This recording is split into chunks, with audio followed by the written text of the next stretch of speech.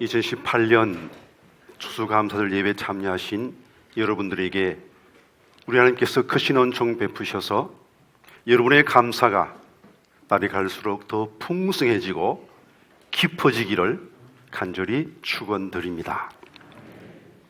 20세기 최고의 선교사로 일컬어지는 스탠리 존슨 목사가 한 번은 천여림이 울창한 밀림 속에 있는 오지 마을에서 선교하고 돌아오는 길에 그만 길을 잃어버리고 말았습니다. 아무리 기억을 더듬어서 찾으려 애를 썼지만 도무지 길을 찾을 수가 없었습니다. 한참을 헤매다가 다리는 아프고 목은 마르고 배는 고프고 더 이상 꼼짝할 수 없는 그런 처지에 어디서 또 짐새도 나올 것 같은 그런 두려운 분위기에 휩싸여서 어쩔 줄 몰라 하고 있을 때 어디서 이상한 소리가 들립니다. 가보니 원주민 한 명이 톱으로 나무를 베고 있었습니다. 반가워서 이보시오, 내가 길을 잃었는데 말로 가는 길을 좀 가르쳐주지 않겠소? 부탁을 했습니다. 원주민은 뒤도 돌아보지 않고 좀 기다리시오 하면서 계속 나무를 베고 있는 겁니다. 할 수 없이 기다렸죠. 불안하고 초조한 마음으로 4시간이나 기다렸습니다.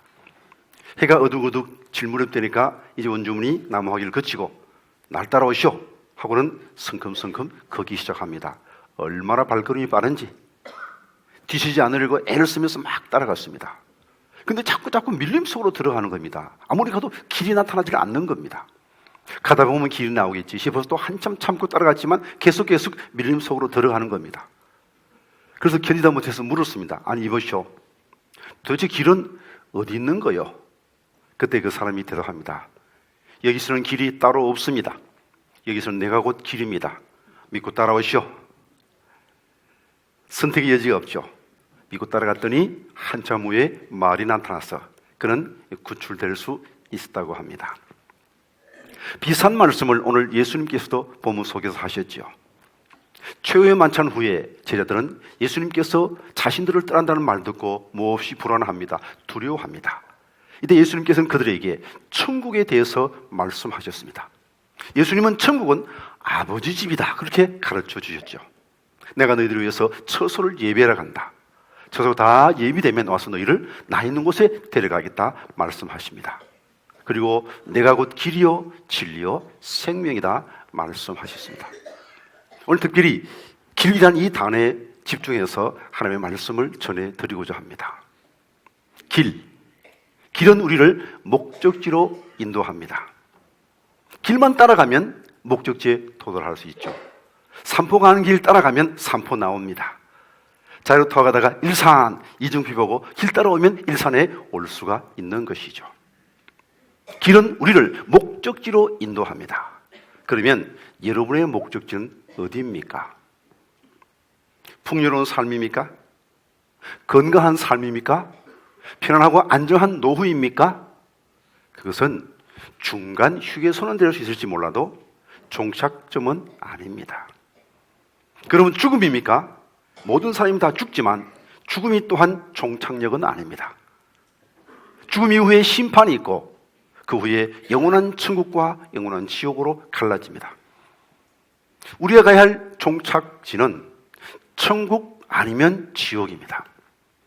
천국까지 못하면 지옥 갈 수밖에 없는 것이 우리의 운명입니다. 여러분은 지금 어디를 향하여 가고 있습니까? 천국은 아버지 집입니다. 하나님 아버지 집입니다. 무엇을 의미합니까? 하나님의 자녀만이 갈 수 있는 곳이 천국입니다. 여러분은 하나님의 자녀입니까? 우리가 어떻게 하나님의 자녀가 되었습니까? 요한복음 1장의 말씀을 같이 읽어봅니다.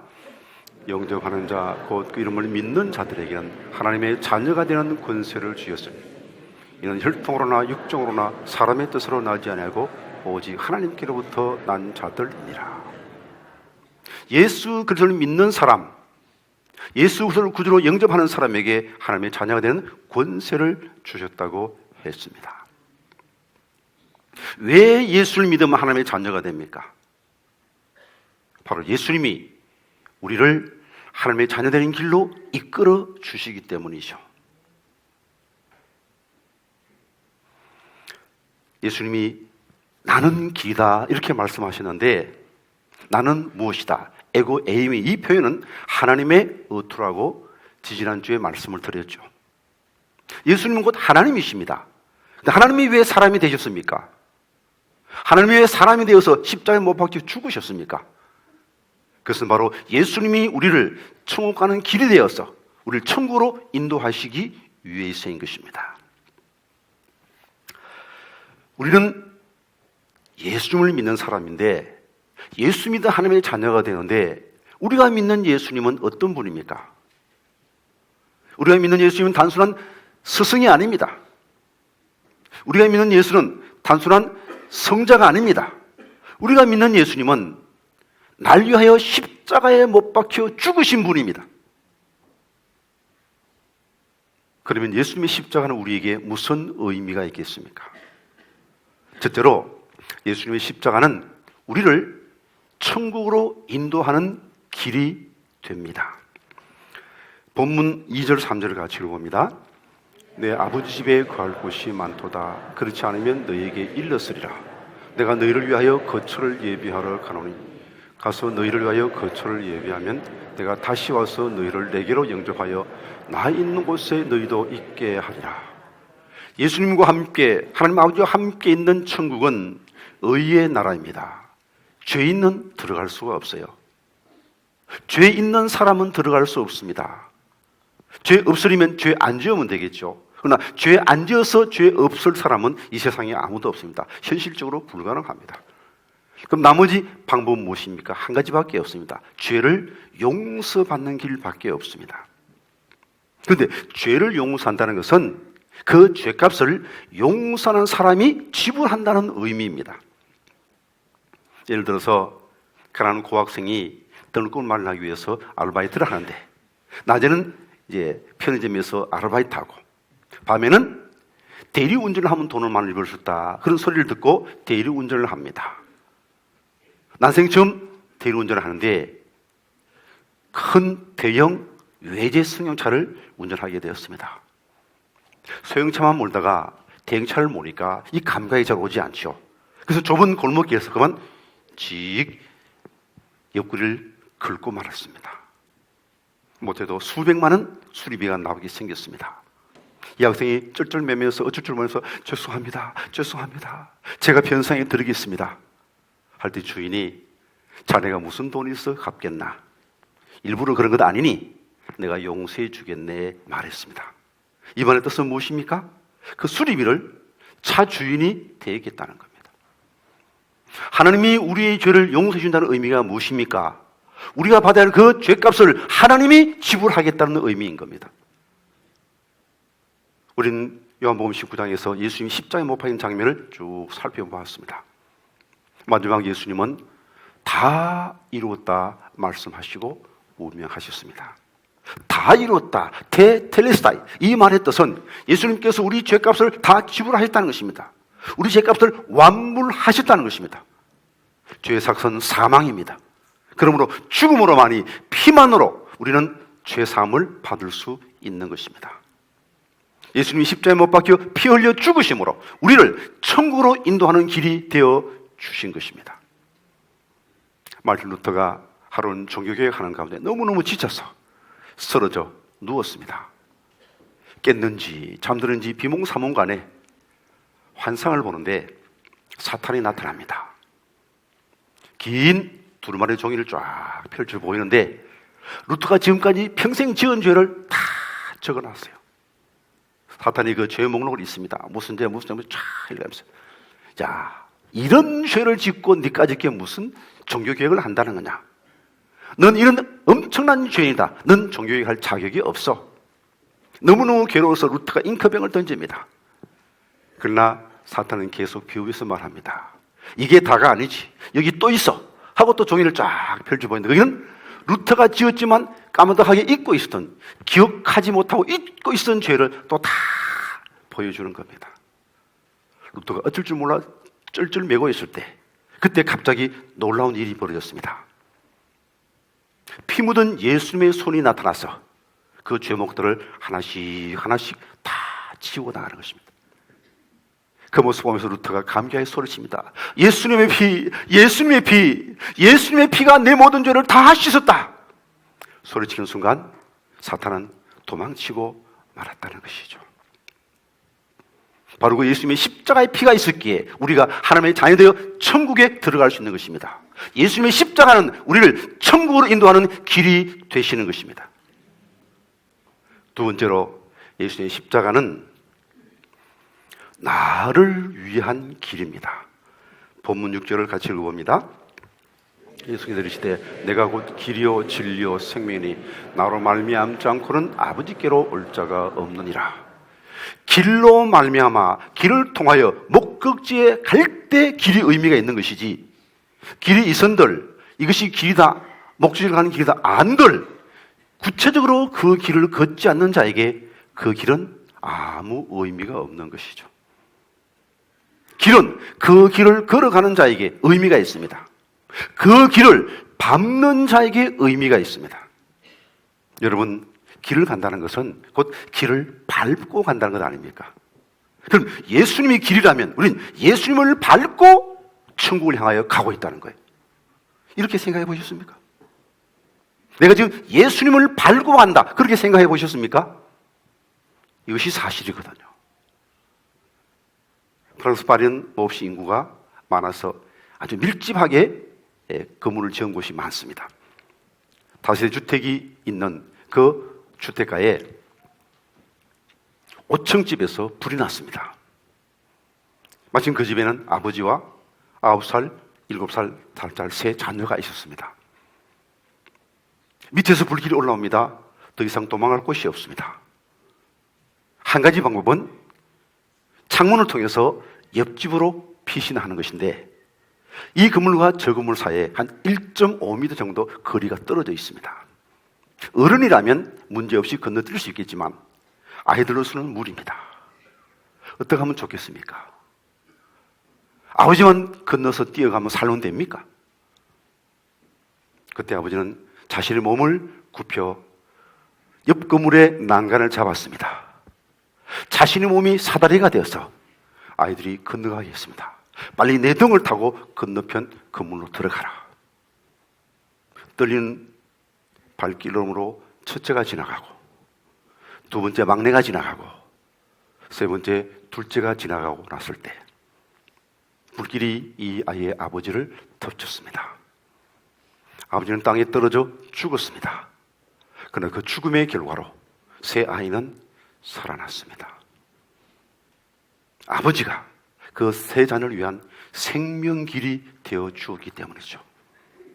아버지를 밟고 갔기에 그 세 아이는 살 수 있었습니다. 왜 아버지는 이런 선택을 했습니까?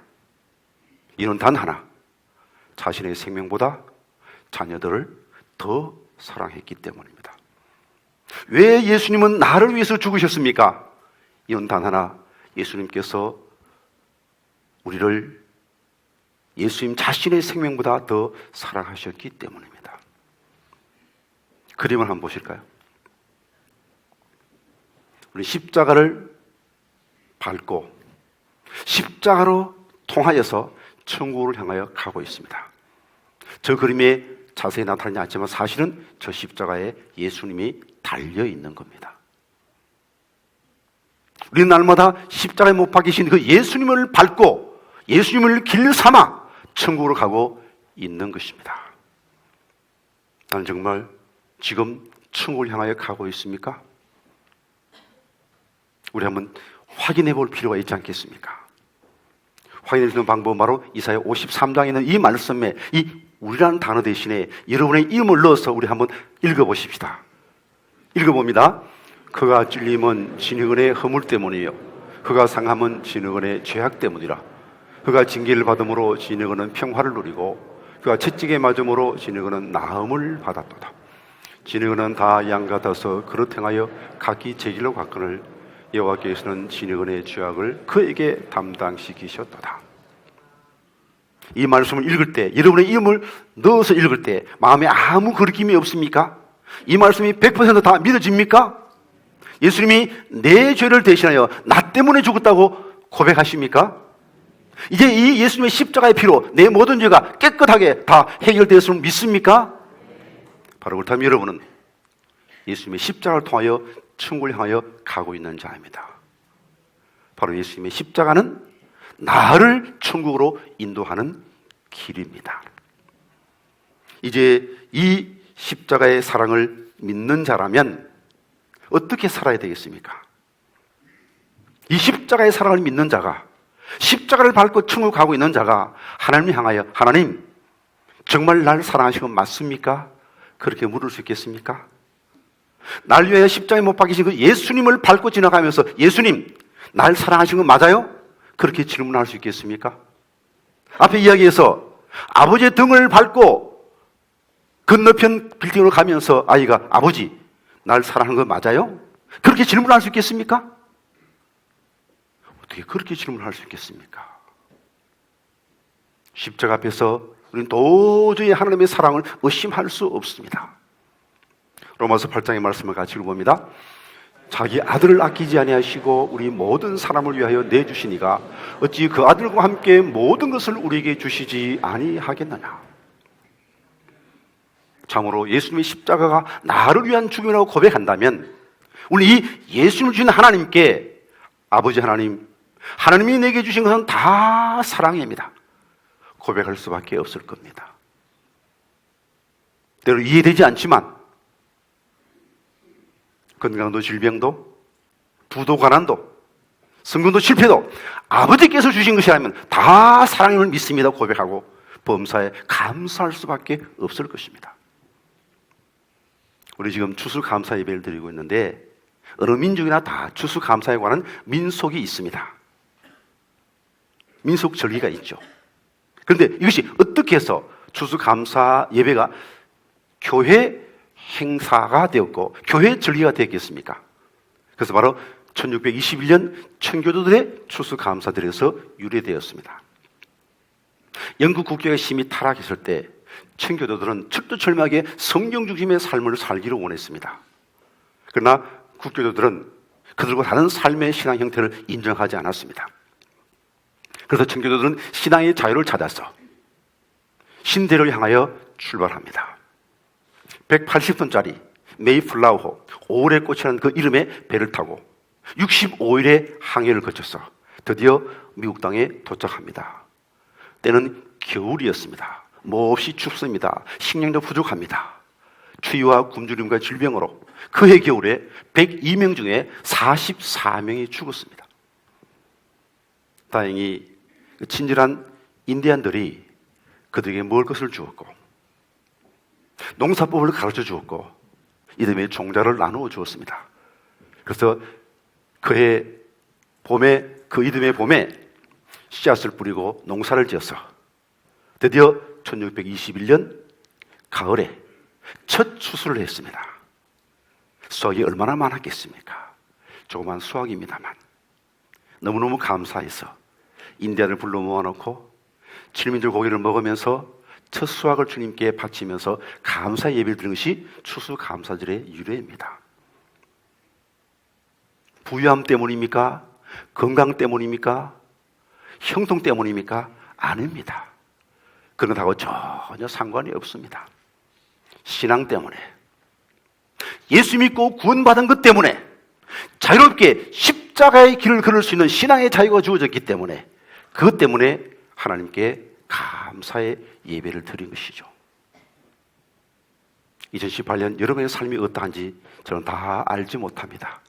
그러나 분명한 것은 우리 모두는 구원받았고 우리 모두는 십자가의 길을 통하여 천국 가고 있는 자입니다. 예수의 보혈을 통하여 구원받은 자입니다. 그러므로 보혈의 은혜를 기억하며 우리가 하나님께 찬송드려야 함이 감사해야 함이 마땅하지 않겠습니까? 이제 보혈을 지나 하나님 품으로 이 찬송 우리 신앙 고백으로 함께 불러보도록 하겠습니다.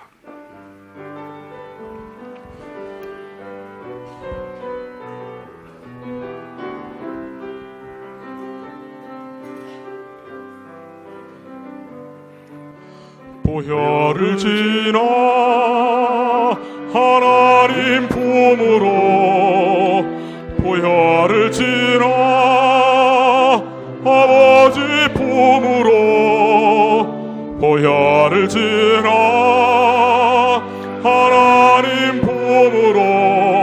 한 걸음씩 나가네.